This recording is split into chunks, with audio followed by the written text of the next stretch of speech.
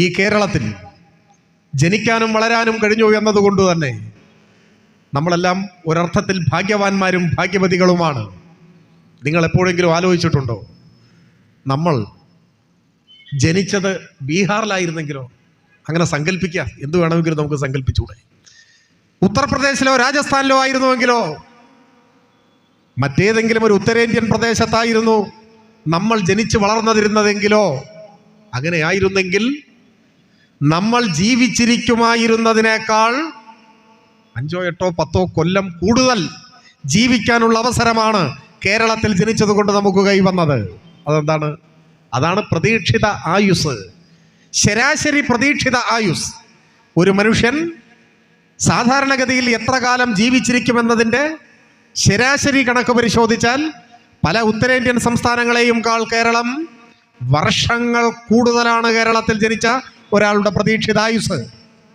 മറ്റെവിടെങ്കിലും ആയിരുന്നു ജനിച്ചിരുന്നതെങ്കിൽ ജീവിക്കുമായിരുന്നതിനേക്കാൾ വർഷങ്ങൾ കൂടുതൽ ഈ ഭൂമിയിൽ ജീവിക്കാൻ മലയാളികളാണ് എന്നതുകൊണ്ട് നമുക്ക് അവസരം കിട്ടുന്നു. ഇതെന്തുകൊണ്ടാണ് ഇങ്ങനെ സംഭവിക്കുന്നത്?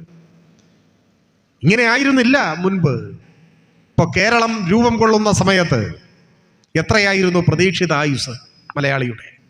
ഇപ്പോൾ എത്രയാണ്? ഇപ്പോൾ 75 മലയാളിയുടെ ശരാശരി പ്രതീക്ഷിത ആയുസ്. ആരും തെറ്റിദ്ധരിക്കരുത്. എന്ന് വെച്ചാൽ കൃത്യം 75-ാമത്തെ വയസ്സിൽ മരിക്കുന്നൊന്നുമല്ല. ഇപ്പോൾ വാഹനങ്ങളൊക്കെ ഒരുപാട് പെരുകി, അതും സാമൂഹ്യ വളർച്ചയുടെ ഭാഗമായിട്ടാണ്. അപ്പോൾ വാഹന അപകടങ്ങളുണ്ടായി. ഇന്നത്തെ പത്രം നോക്കിയാലും ബൈക്ക് അപകടം, 2 ആൾ മരിച്ചു എന്ന് വാർത്ത കണ്ട് നോക്കിയാൽ മരിച്ചാളുടെ പ്രായം 18 വയസ്സ് 19 വയസ്സൊക്കെ ആയിരിക്കും. അപ്പോൾ കുറേ കുട്ടികളൊക്കെ അങ്ങനെ വാഹനാപകടങ്ങളിലൊക്കെ മരിക്കുന്നുണ്ട്. അത് അസുഖം വന്നിട്ടൊന്നുമല്ല.